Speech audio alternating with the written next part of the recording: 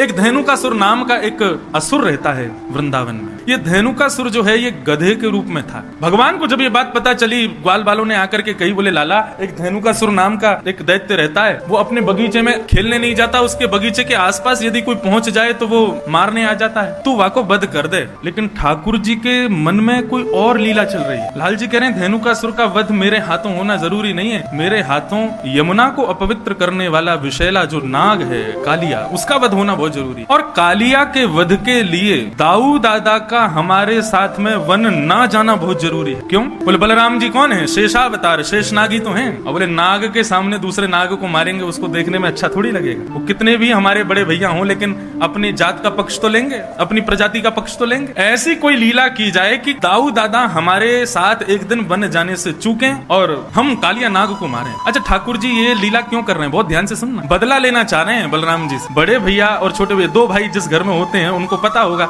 बड़ा भैया हमेशा कहा करे छोटे भैया को चिढ़ाते ही रहे। और ठाकुर जी को बहुत चिढ़ाते हैं दाऊ दादा, इतना चिढ़ाते हैं, इतना चिढ़ाते हैं, सूरदास जी ने तो एक पद लिख दिया। ठाकुर जी ने समस्त बाल बालों से कहा भैया देखो धेनुकासुर का वध हम नहीं करेंगे, यदि धेनुकासुर को मरवानो है तो दाऊ दादा ते कहो, हम अकेले थोड़े ही हैं बलवान, दाऊ दादा भी तो बलवान है। सब ग्वाल बाल दौड़े दौड़े दाऊ दादा के पास गए, बोले दाऊ दादा आपके बल की तो कहा कही जाए, आप तो इतने बलवान हो, ऐसे हो वैसे हो, खूब प्रशंसा की। हर बार असुरन को कन्हैया मारे, आप कब मारोगे? दाऊ दादा बोले हम तो कोई कहवे ही ना है, हमें कोई बतावे ही ना है, कोई असुर को मारनो हमें बताओ तो हम मारे। तब सबने बताई, बोले धेनुकासुर नाम का एक दैत्य आया है वृंदावन में, आप उसको मार दो। दाऊ दादा ने तो महाराज कसली अपनी कमर, बोले अभी बता मैं कहाँ है धेनुकासुर, अकेलो कन्हैया बलवान थोड़ी है, हम भी कम थोड़ी है कन्हैया थे। अब यहाँ दाऊ दादा सब ग्वाल बालों के संग जा रहे थे, ठाकुर जी ने मधुमंगल को बुलाया, बोले सुन यहाँ पे। दाऊ दादा जैसे ही धेनुकासुर को वध करे ना, पूरे वृंदावन में हल्ला मचा दियो, बोले दाऊ दादा ने गधा मारो, यो मत कहियो असुर मारो। पूरे वृंदावन में हल्ला मचवा दियो और सबंत कह दियो दाऊ दादा ते छुए नहीं, गधा को मार के आए। मधुमंगल बोलो मुंह को कहाँ मिलेगा? बोले बढ़िया दूध पिवाऊंगा तो और तू कहेगा छाछ पिवाऊंगा, दही दे दूंगा, मक्खन खवाऊंगा अपने हाथे, तू मेरे बस इतना काम कर दे। मधुमंगल बोलो ठीक है कर दूंगा। अब महाराज दाऊ दादा धेनुकासुर को मारने के लिए गए। साधारण गधा नहीं था, विशाल विकराल गधा, एक पूरा वन उसके वश में था, आज भी वो वन है। जैसे ही दाऊ दादा को धेनुकासुर ने देखा, दूर से ही महाराज दुलत्ती उठाता हुआ धेनुकासुर आया। दाऊ दादा ने दांव पेच खेला, उसके भीतर नीचे से जाकर के उसके दो टांगों को पकड़ के आसमान में 4-5 बार घुमा घुमा के एक वृक्ष के पास जाकर के फेंक दिया। वृक्ष से टकरा करके धेनुकासुर का वध हो गया। अब दाऊ दादा सोच रहे हैं लाला हमारो इतने सारे राक्षसन को मारे, सब लोग या को कंधा पे उठा करके सब नाचे, गाँव में धूम मचावे, पूरे ब्रजमंडल में पुष्प वर्षण होवे, गोपी अटारीन ते फूल बरसा में सब स्वागत करें लाला को, आज वैसे ही स्वागत मेरो होवेगो। श्रीदामा आदि सब सखाओं से ठाकुर जी ने कही तुम लोग खूब जय जयकार करते हैं हो इनकी, और मधुमंगल से कही तू पहले भाज के सबन को बता दियो गधा कुमार के आ रहे हैं। अब तो श्रीदामा तन सुखा मन सुखा धन सुखा सबरे ठाकुर जी के सखा दाऊ दादा की खूब प्रशंसा कर रहे हैं। जय हो दाऊ दादा की जय हो, बलभद्र भैया की जय हो, शंकरषण भैया की जय हो, खूब प्रशंसा कर रहे हैं। दाऊ दादा कह रहे हैं अब वृंदावन आवे वारो है, समस्त गोपियां छत पे खड़े है के पुष्प बरसाएंगी, यशोदा मैया मेरी आरती उतारेगी, रोहिणी मुंह को हृदय से लगावेगी, कन्हैया मुंह को दंडवत प्रणाम करेगा, आज मैंने भी राक्षस मारो। लेकिन यहाँ जैसे ही दाऊ दादा वृंदावन में पहुंचे, गोपियां सामने से निकले और मुंह पे हाथ धर के खूब जोर से हंसे, ग्वाल बाल बगल से निकले तो हंसी मजाक करते हुए निकले, अरे दाऊ दादा तुमने तो नाक कटा दी आज हमारी। अटारीन पे गोपियां सब खड़ी हैं लेकिन मुंह को ढक करके खड़ी और जोर जोर से हास परिहास कर रही हैं। दाऊ दादा जिस गली से निकले वहां यदि समूह होता सब अरे भागो भागो भागो, यदि छुबियों मत गधा को मार के आयो है। दाऊ दादा के नेत्र लाल पड़ गए, आंसू निकलने लगे, रोते भय पहुंच गए यशोदा मैया, सब समझ गए किसने किया ये काम। रोते रोते गए यशोदा मैया से जाके बोले आज लाला ने मेरी ऐसा अपमान करवाया पूरे वृंदावन में, मैया मैंने राक्षस मारो, मैंने दैत्य मारो, भले ही वो गधा के रूप में हो लेकिन राक्षस हटाओ। और कन्हैया ने पूरे वृंदावन में झूठी खबर फैला दी कि मैंने गधा मारो है। दोनों भैया में हाथापाई हेन लगी, दोनों लड़न लगे। यशोदा मैया आई, दोनों के बीच बचाव कियो, दूर दूर किए, बोले कहा करना चाहो आज बता दो। दाऊ दादा बोले मैं बड़ा हूं, मैं पहले बोलूंगा। बोले बोल। बोले आज के बाद कन्हैया के संग में खेलवे नहीं जाऊंगा वन में। ठाकुर जी तुरंत चरणों में गिर गए, जय। अरे दाऊ दादा ऐसे मत करो, आपके बिना तो मैं कैसे खेलूंगा, आपके बिना कैसे जाऊंगा, आपके बिना मेरा मन कैसे लगेगा, मेरा ख्याल कौन रखेगा, मुकुमा वन में भोजन कौन करावेगा। दाऊ दादा बोले अब तो को पता चलेगी, अब अकेलो जा, मैं ना जाऊंगा तेरे संग, मैं अपनी दूसरी मित्र मंडली बनाऊंगा, बाकी संग रहूंगा, तू अपनी मित्र मंडली के संग जा। ठाकुर जी झूठे आंसू बहाने लगे। दाऊ दादा कह रहे हैं 2-4 दिन थोड़ा सा रूठेगा फिर मना लूंगा। ठाकुर जी लेकिन अंदर ही अंदर प्रसन्न हो रहे हैं, वाह भाई बहुत बढ़िया, अब कम से कम ये दूर तो रहेंगे, एक आध दिन में ही हम काम कर देंगे, कालिया नाग का वध करना है इनके बिना कर। ठाकुर जी बहुत चिंतित हैं कालिया नाग को लेकर। भगवान को 2-4 बार खबर मिली कि कुछ गाय यमुना का जल पीने के लिए जाती हैं और वहां यमुना जल पीते ही मूर्छित हो जाती हैं। आज प्रातः काल का सूर्य उदय हुआ, अपनी समस्त ग्रहचर्याओं को निवृत्त होकर के ठाकुर जी अपने समस्त ग्वाल मंडली के साथ में कंडुक क्रीड़ा करने के लिए यमुना पुलिन पर जाने लगे। आज ठाकुर जी उस दिशा में जा रहे हैं जहां आज तक कभी नहीं गए। मधुमंगल, श्रीदामा आदि सब ठाकुर जी को रोक रहे हैं। बलराम जी होते हैं तो बलराम जी जो कहते हैं ठाकुर जी को करना पड़ता है, लेकिन आज रोकने वाला कोई नहीं। श्रीदामा कहते हैं लाला आज हम दूसरी तरफ क्यों जा रहे हैं? बोले आज हम यहीं खेलेंगे। मां खेलते खेलते हार गए। सब ग्वाल बाल कहते हुए जा रहे हैं लाला यहाँ मत जा, हमने सुनी है यहाँ पे कोई कालिया नाग रहे और वाक्य कारण गैया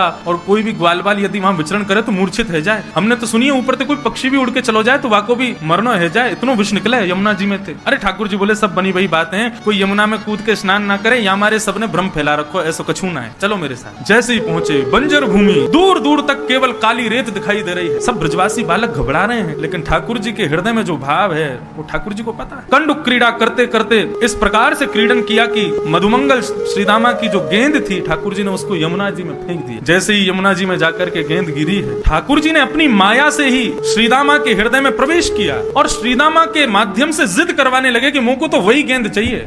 नहीं तो क्रीड़ा करते करते कितनी गेंद खोती हैं, कभी श्रीदामा मधुमंगल क्रोधित नहीं होते, कुंपित नहीं होते, लेकिन आज श्रीदामा जिद कर रहा है मुझको वही गेंद चाहिए। बाकी के सब सखा मंडली के सब श्रीदामा से कह रहे हैं अरे ठीक है लाला दूसरी गेंद आ जाएगी, ऐसे तो जाती रहे, तू आज इतना गुस्सा क्यों है रो? श्रीदामा बोला सब शांत है जाओ, कन्हैया मुझको वही गेंद चाहिए, लेके आ। ठाकुर जी बोले यहाँ में कालिया नाग रहे, श्रीदामा देख ले कूद जाऊंगा मैं। बोले मुझको कछु ना पता, कैसे भी करके लेके आ। ठाकुर जी बोले मुझको चुनौती मत दे, मैं कूद जाऊंगा। सब ग्वाल बाल वहां श्रीदामा और ठाकुर जी के बीच के जो वाद संवाद है, युद्ध है, उसको शांत करने की कोशिश कर रहे हैं, लेकिन इतने में ही ठाकुर जी ने अपनी काली कमली को कसा और एक मल्ल की तरह, एक पहलवान की तरह ठाकुर जी कहते हैं आज या कालिया नाग को ही देखूंगा। कदम पर जैसे ही चढ़े श्रीदामा को स्मृति आई कि ये क्या हो रहा है, लाला तू कदम पे काई को चढ़ो? बोले तेने कही ना तुमको गेंद चाहिए, मैं गेंद लेके आऊंगा। अब तो श्रीदामा कहने लगा, बोले नहीं नहीं लाला यहाँ मत कूदियो, तू वापस आ जा। इतना कहना ही हुआ कि ठाकुर जी ने कदम के डाल से एक छलांग मारी और सीधे काली देह में प्रवेश कर गए। काली देह में भीतर प्रविष्ट हो गए ठाकुर जी। सब ग्वाल बाल त्राहिमाम चिल्लाते हुए दौड़े वहां से बन की वृंदावन की ओर। सब ब्रजवनिताओं को बुलाने के लिए, ब्रजवासियों को बुलाने के लिए सब दौड़े। यहाँ काली देह में जैसे ही ठाकुर जी ने प्रवेश किया, प्रवेश करते ही कालिया नाग सो रहा है और कालिया नाग की नाग पत्नियों ने ठाकुर जी का दर्शन किया। नाग पत्नियां मन में विचार कर रही है ये कौन आया यमुना जल में? बोले प्रेक्षणीय है कोई, मतलब उससे नजर हटा नहीं पा रही है। इतना सुंदर सुकुमार, एक छोटा सा कुमार बालक है। ऐसे सुंदर सुकुमार ठाकुर जी को देख करके नाग पत्नियां मोहित हो गई। तभी ठाकुर जी भीतर प्रवेश करते हैं और नीचे देखते हैं कि कालिया नाग सोया हुआ है। वेग से जाते हैं ठाकुर जी और उसके सोए हुए फण के ऊपर अपना पाद प्रहार करते हैं और उस प्रहार से कालिया नाग विशाल रूप धारण करके ठाकुर जी के सामने खड़ा हो जाता है। विशाल विकराल कालिया नाग ठाकुर जी के सामने खड़ा हो गया। जैसे ही ठाकुर जी को देखा, कुछ सोचता तो बाद में सबसे पहले फण मारा। जैसे ही फण मारने के लिए आगे बढ़ा, ठाकुर जी 2 कदम पीछे को हट गए। जैसे ही पीछे हटे तो फण जाकर के ठाकुर जी के चरण के अंगुष्ठ के अग्रभाग में लगा। पीछे हट गए ठाकुर जी। जैसे ही नीचे फण मारा तो फण नीचे जमीन में लगा, उससे और ज्यादा लग गई कालिया नाग के, तो और कुंपित हो गया, क्रोधित हो गया। सब दौड़े दौड़े आए। जैसे ही पूरे वृंदावन में पता चला कि ठाकुर जी काली देह में कूद गए हैं, छोटे छोटे बालक, बड़ी वृद्ध माताएं, युवती, गोपियां सब दौड़े हैं यमुना पुलिन की ओर। और ऐसा वर्णन करते हैं कि दौड़ करके वहां खड़े होकर देख नहीं रहे, सब दौड़ करके काली देह में कूदने को ही तत्पर हो रहे हैं। इतने में ही बलराम जी पहुंचे और बलराम जी ने जाकर के काली देह के किनारे पर समस्त गोपांगनाओं को, समस्त ब्रजवासियों के चरणों में प्रणाम करके सबको रोका।